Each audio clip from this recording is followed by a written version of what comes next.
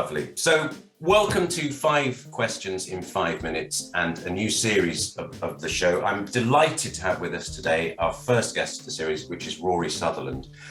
Rory is Vice Chairman of Ogilvy, an author and general guru on behavioural science. I'm genuinely delighted to have you here, Rory. Rory is fiercely articulate, famously loquacious, and to get him to hold to 5 questions in 5 minutes will be my challenge. This will be tough. Yeah. So 5 questions, 5 minutes. I'll look at my watch. Here we go.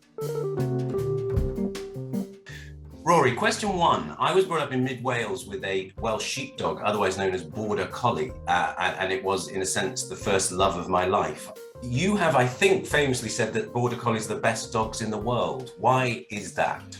They are. This is actually not an assertion. It's provable that they are the most intelligent dogs in whatever dog IQ tests are performed. What is absolutely fascinating is that they are spectacularly intelligent dogs. And don't necessarily get one as a pet unless you can give them a huge amount of exercise, because they actually like to work.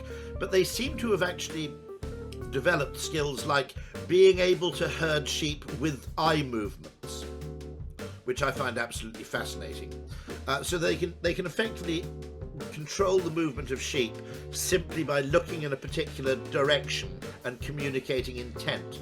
What's also interesting is if you look at Border Collie puppies, they will automatically start herding things. I think the loss of one man and his dog to British television was a tragedy. Brilliant, Rory. Lovely. Thank you. Question 2. In your book, Alchemy, I thought you were quite often dismissed. Oh, by the way, I thought that first answer was a beautiful metaphor for where you then go with business, I guess. Because in your book, Alchemy, you're often quite dismissive of sort of rational and logical approaches. I don't know whether sort of semi-provocatively on purpose, but accountants and economists, which is how I trained originally, tend to take quite a beating. I wonder to what degree you might think or argue that in behavioural science we're simply working at the margins of the knowledge of any of these disciplines, and that the things that you discover or work out might ultimately become standard knowledge within the discipline. As any new perspective on something, any new model of something will almost certainly deliver short-term benefits, simply by dint of being different. I think what I'm really attacking is what I suppose Hayek called scientism, which is borrowing habits of thought, if you like, from fields of science which have proven very, very effective within a particularly clearly defined field of inquiry, and then deploying them wholesale in areas where patently actually there's a requirement for creativity, imagination, and what I suppose you might call design. In other words, it's possible to construct something which has the appearance of being scientific while using the wrong kind of science. And one of the things I say that's interesting about behavioural science is when you introduce psychological solutions into the solution set, in other words, when you say we might be able to solve this in perception rather than reality, renaming Patagonian toothfish as Chilean sea bass, renaming pilchards as Cornish sardines. Great examples in your book. And so on. The point about that is that introduces a whole new field of intervention and experimentation, which may be actually comparatively much, much less expensive and more enduring and more effective than continually bribing people or fining them. We've got a question from a viewer, interestingly, called Joe, who says, outside of the sectors where behavioural science is most typically applied, such as commerce and politics, government, where could behavioural science make the biggest difference to people's lives? So I like working in consumer capitalism because consumer capitalism is like the Galapagos Islands of human behaviour, right? There are lots of little islands of activity, from everything from, selling double glazing to, getting people to upgrade their broadband, where you can very rapidly find out extraordinary things, anomalies, discrepancies, etc., which can then be applied in a different sector or at a different scale. Yeah. So areas where there's huge potential, environmentalism, I think, suffers from a choice architecture problem in that we've told people that there's a big problem and we've told them that everything is bad, but we haven't translated that into individual action. If you said, okay, effectively a bit like Countdown, 3 from the top row, 2 from the middle and 1 from the bottom. Yeah. And you could actually choose from a menu and pledge to stick to that choice. Yeah. Okay, you could achieve much more movement in terms of behaviour than if you're telling everybody to do everything all the time immediately.